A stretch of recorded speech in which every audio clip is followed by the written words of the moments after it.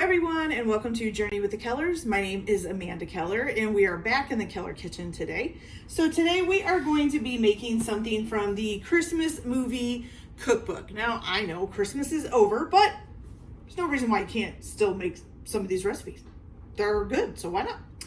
Okay, so today's recipe is Yorkshire pudding with herbs. Now, these are kind of like a muffin type thing. I don't know if Yorkshire pudding is usually a muffin type thing.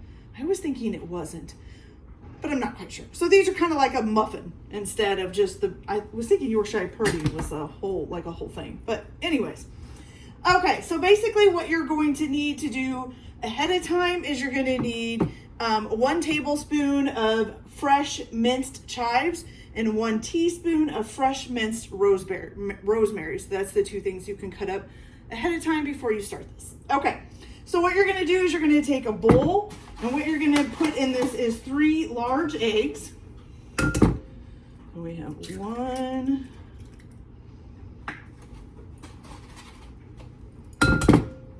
2, make sure we don't get any shells in there, and 3. Okay, and then to that you're going to want to add 1.5 cups of whole milk,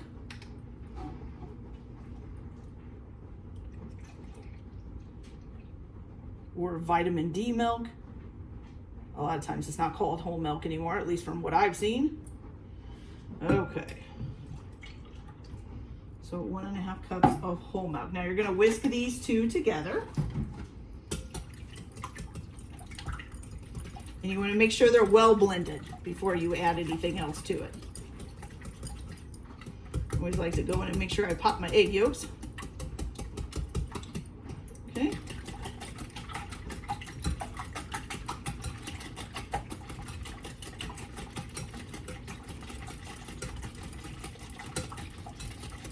Okay. Usually once you whisk a whole eggs and milk together, you kind of get like a yellowy liquid substance. Okay. All right. So to this, you're going to go ahead and put in how much flour? 1.5 cups of all-purpose flour. And it says you're going to whisk this in. So I'm going to whisk after each thing is added. So 1.5.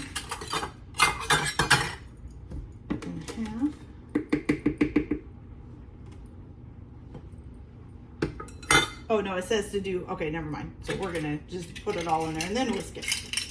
Changed its mind, I guess. All right, then we need 1 tablespoon.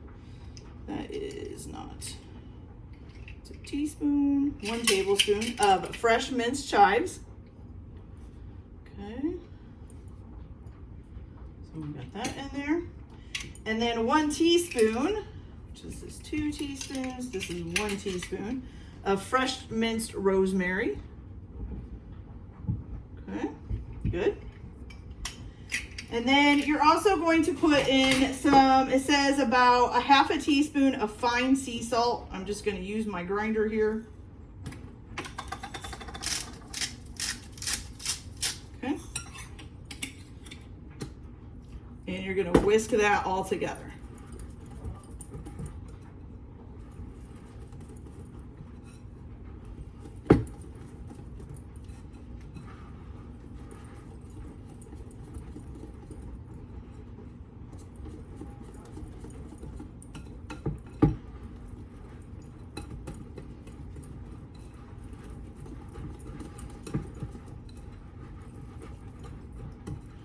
Make sure you get it well mixed. I try to make sure I get most of the lumps out.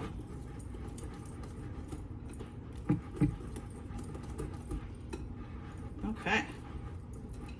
Now, once you get that all done, what you're going to do is you're going to let this sit for about 30 minutes or so. You want it to come up to about room temperature before you actually start to cook it, okay? Now, I'm just gonna explain what I'm gonna do from here, and then I'll come back once I have them all cooked up, just because I don't wanna keep coming back and saying, oh, do this, then go back, do this, then do this. It's too much, we'll just explain it. I think you'll get it. Okay, so basically what you're gonna do, you're gonna let this sit for 30 minutes. Once it's up to about what room temperature is, you're gonna go ahead and preheat your oven to 450 degrees. and you want to place the oven rack about the center of the oven, okay? And once you get your oven up to 450 degrees, you want to place either a 12-cup popover pan or a muffin pan in the oven for about 5 minutes and let it warm up. So you want to preheat the pan. So then you're going to take that pan and you're going to put it in there empty. Don't have anything in it. Then you're going to take that pan out of the oven, carefully of course, make sure you use an oven mitt. And you're going to go ahead and brush the pan evenly as you can with a fat. So it says to either use melted beef or duck fat, or you can use clarified butter, or as it's called, G butter. So I'm going to use the clarified butter just because I can't really find duck fat and stuff around here. Okay, so you're going to brush the inside of your cups, even probably around the rims of the muffin tin or the popover tin, around the rims of the cups as well. Make sure you get it pretty even, okay? And then you're going to stir the batter if it's separated while it was sitting, and then pour it evenly among the preheated cups. So I would use a measuring cup or something, maybe start with like a small 1/4 of a cup and try to put like a 1/4 of a cup or something in each one so you get it pretty even. Okay, so then you're gonna bake it for 10 minutes, all right? Once you bake it for 10 minutes, you're gonna reduce the oven to 325 degrees and bake for another 20 minutes or until golden brown and puffed, okay? And then you can serve them immediately, so you can serve them super hot. So I will go ahead and do all this, and then I will be back once I get them all cooked up, and we'll see how they turned out. So you're going to let this sit for 30 minutes, warm up to room temperature, heat your oven up to 450 degrees, then put your muffin pan or popover pan in the oven for about 5 minutes to heat up. Take it out, being careful, don't burn your fingers, and then coat the pan in either duck or beef fat or a clarified butter, and then evenly distribute the batter into the pans. Make sure you stir it up first if it's separated or anything after it's been sitting. Evenly distribute it to the muffin tin or to the popover pan, whichever one you're using, and then put it in the oven for 10 minutes at 450 degrees. Then turn the oven down to 350 degrees or 325 degrees and bake for another 20 minutes. And then once they're brown and puffy, you can serve them immediately, okay? So we will be back after I get these all cooked up. So I'll be back in a little bit. All right, you guys, so our Yorkshire puddings are all nice and done. And I did happen to look up while I was waiting for all of this to get done why it's called Yorkshire pudding, because, you know, here in the United States, Yorkshire pudding is a kind of like almost like a liquidy substance. It's not like a solid substance.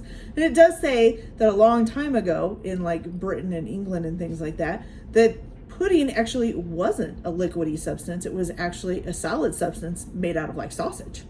So interesting. I had no idea. All right, so here we go. So we're gonna try this. I'm just using a knife to kind of get some of the stuff off the edges. Pull this one out here for you guys to see. There we go. Whew, it's nice and warm. Okay, so here is our little Yorkshire pudding like muffins. Nice and brown around the outside, a little bit poofy. Okay, we're gonna open it up. Ooh, hot, hot, hot, hot, hot, hot, hot. Ooh, look at the steam coming out of that thing. Look at that. It kind of looks just like a muffin. All right.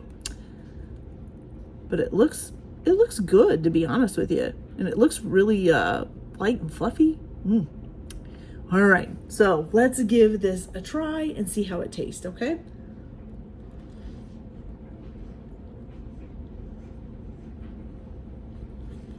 Okay.